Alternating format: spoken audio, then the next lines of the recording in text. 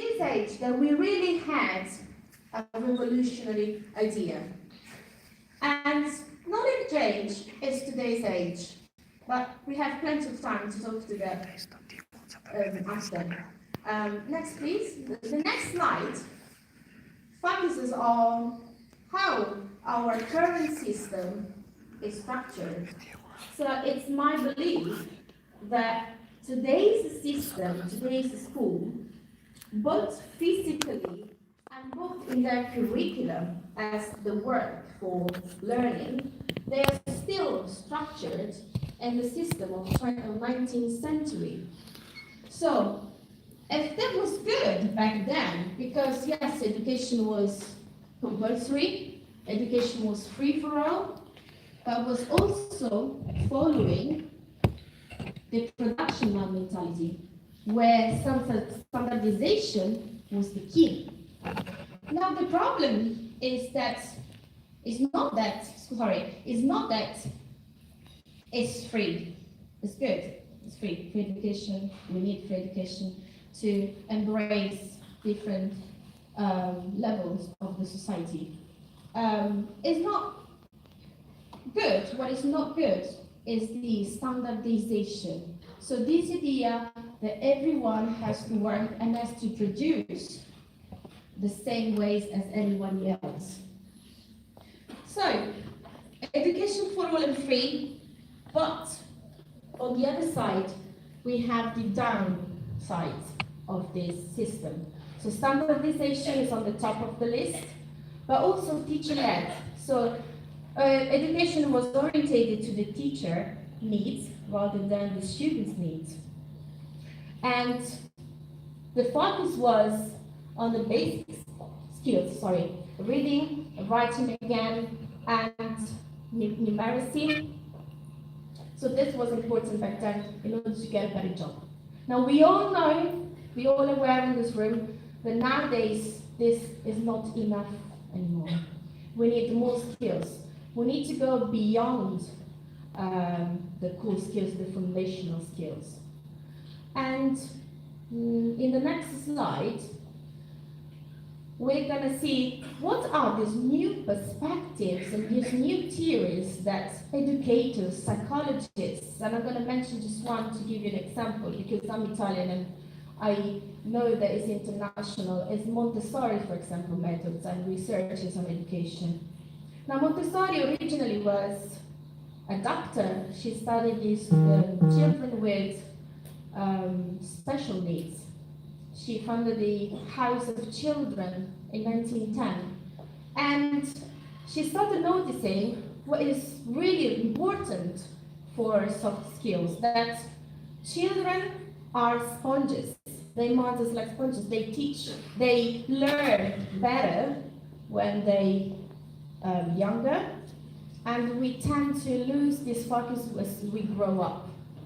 Now, all these new theories, all these new interests in children and in the human being in general led us to a new idea of education, and a new idea is that education needed to be reshaped.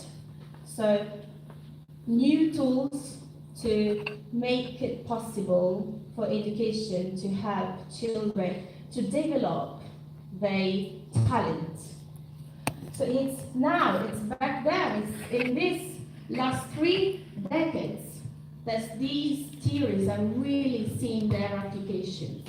So we had researches on multiple intelligence, on VOC system, which is an acronym for visual, auditory, reading, and kinesthetic, that looks in how people learn and how people like to learn. Some people prefer different methods. So it can't be the same for every learner. We have to adapt our style and come to look at the student's needs. And of course, the use of technology.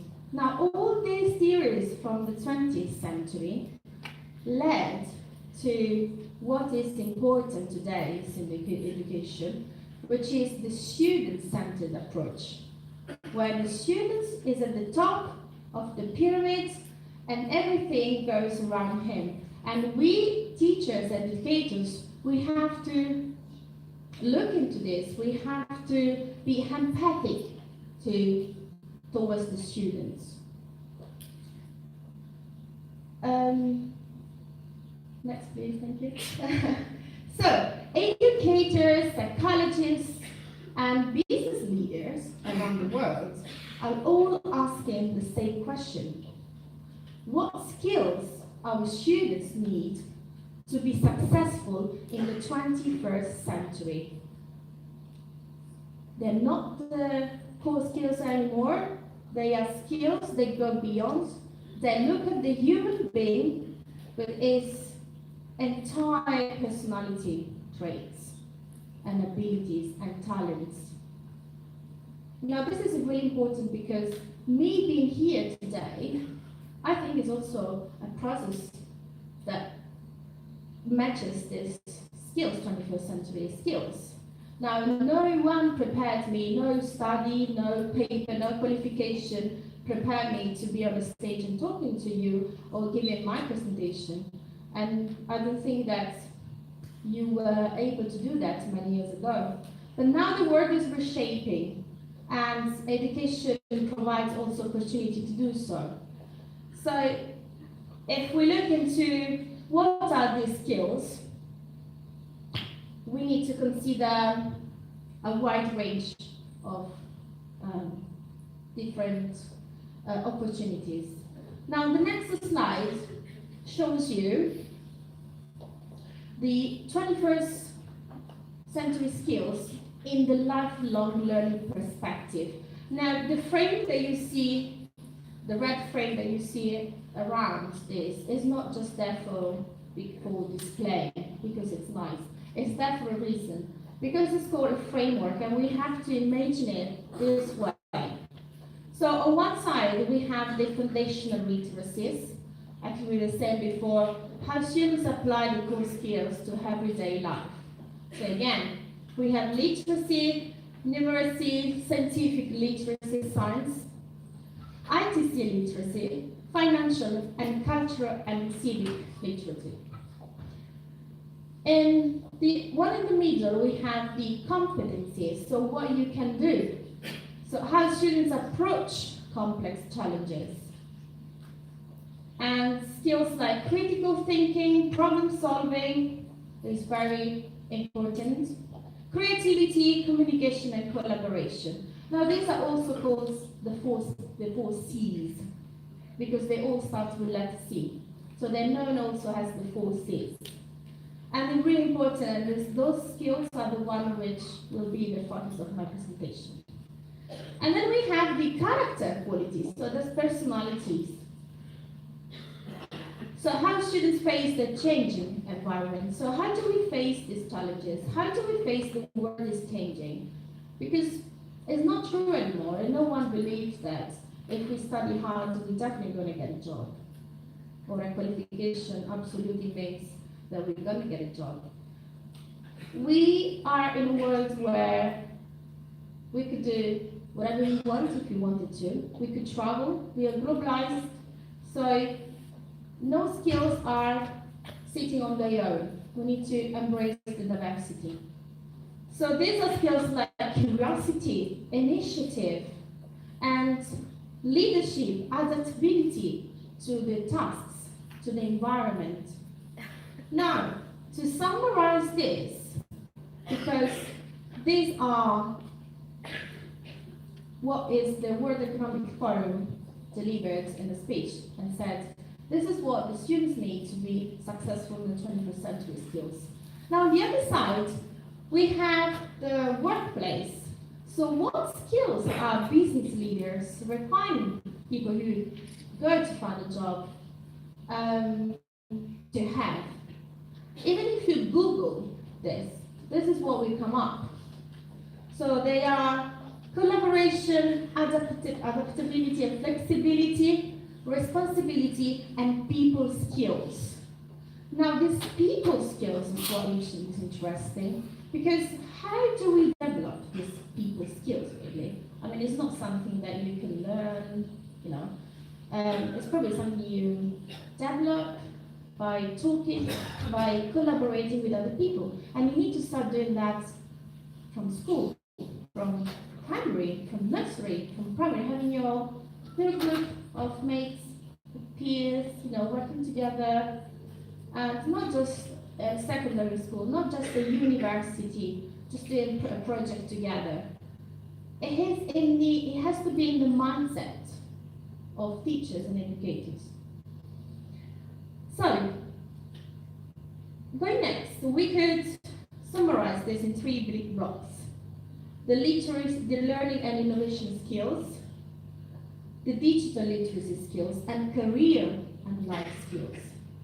Now, the first 2 ones, we can talk about this today, and during today's agenda will be full of insight, deep insights on what are those skills and why they're important and how do they embrace education.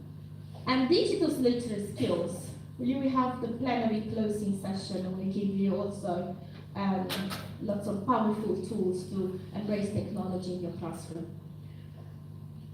So what are the 7 C's? As I said before, the 4 C's, creativity, critical thinking, collaboration, and cooperation, are the 4 common skills that called 4 skills. But here there are 7, and they are in a circle because they're all important to develop. And cross-cultural skills in particular also, they are so important nowadays, especially me as being a teacher, as English is a foreign language. It's important because it connects people. It's about diversity. It's about collaborating not just with your local society, but to expand. So it is really important that we also try to include those skills in our teaching. As for creativity, so what is creativity and what defines creativity? Now, creativity is the ability to create, to have different thoughts, different ways of thinking, and generate thinking. Is also the ability to make connections and see things different from many perspectives. And a successful creativity pattern, we also include the ability of 2 processes, thinking and producing. So it's not just, sometimes creativity is related to art, and it comes from art, but it's not just art that makes us creative. It's the way we think. It's also called divergent thinking. So seeing things from many different perspectives and building up from those. On the other side, we have critical thinking, also known as problem solving. So how do we become able to think critically? So think critically draws back from the scientific method. According to the formula plan, do, evaluate, plan, do. So it's the ability to analyze information, to analyze critically, so to ask a question. It's this ability to question the world around us and then come to a conclusion. So if we want to compare the 2, on one side we have the creative thinking in the red circle, and what processes we can apply to critical thinking. Now, the creative thinking generates idea as a divergent type of thinking, also known as lateral thinking, and many possibilities for the same topic, for the same issue. Whereas critical thinking has got vertical thinking. So If we had to picture this in somehow visual, we should imagine creativity has something that goes like this, inputs, and critical thinking is something that goes more vertical, that it's in a cycle. As I said before, do, plan, evaluate. So this evaluation, this analysis is very important to critical thinking. And applies logic and reason as the scientific method. But how do we help our students to learn to think critically? So thinking critically is not about questions, just making questions. Okay, yeah, this is like this, and I found this, or researching. It's about learning how to question. So what are the processes that goes beyond questioning? And using the reasoning and what reasoning methods to use. Now, after this first part of introduction, we're going to see some examples of real practice that might give you a better idea of what critical thinking may involve. And what we know, though, is how to not stimulate our students to be unfocused on the task. So what is unfocused thinking? Weak arguments, not researched, and poor logic reasoning is also a lack of motivation. We're not really focusing to the task, so we tend to be a little bit distant and not concentrated. And the lack of evidence because of the misinterpretation of data and because of the missing researchers behind it. So as long as we know how to not think in an unfocused way, then we can focus on what is important for critical thinking. Now, this is the part in where we are going to take teaching into the 21st century skills. This is the part in which we are going to see some teaching practices. I'm going to share with you something I learned in my previous teaching training courses. Some of them were held in England, some of them were held in Italy, and a little bit also of my personal experience, of my personal touch on this. We're also going to see what are the leading schools that are implementing efficiently the 21st century skills. They're not just textbook material, but you can actually see the results of applying those skills in a real setting. And we're going to see some projects and real techniques. So before we do that, though, we can go to the next slide. And it's a big question mark.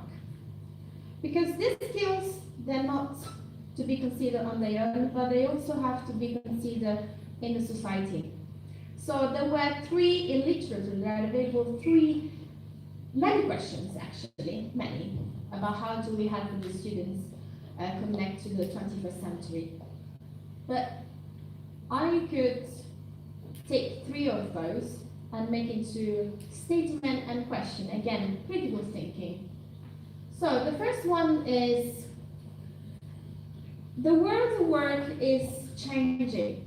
It's made of teams working together and come to new solution, and provide new ideas and creating something new. Do you think this really happens in schools? So why are the schools so focused on people and students working by themselves? Competition is high, and they don't really get to understand what is important to work in teams. And students compete for teaching approval. So what can we do to improve the situation. What is on us, educators, if not the school, but what is in our own teaching we can do to improve this? Make it tasks more collaborative. So trying to get students to work together as much as we can.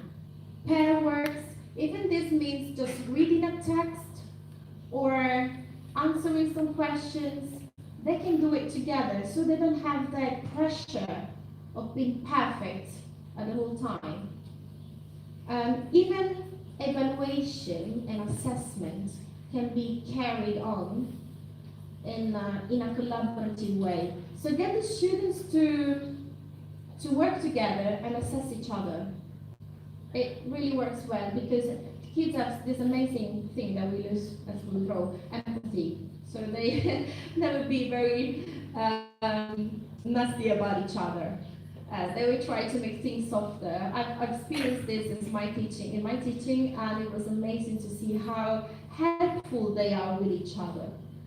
And communication, so activity that stimulates communication, give them their brain, the little mind to think, and try to engage them with activities that interest them. Motivation, intrinsic motivation, so that they're not just doing something because they're forced to, because they're asked to, but because they want to. Because they are there in the moment with their heart and with their mind, like I hope you are here today, focused to learn something new, motivated to be here, and positive competition and not a negative one. Another problem was projects. Now, doing projects is something that people like to do, and then it feels real. It makes them feel like they're doing something and they have control of what they're doing. But I find that still schools are scared of project-based learning.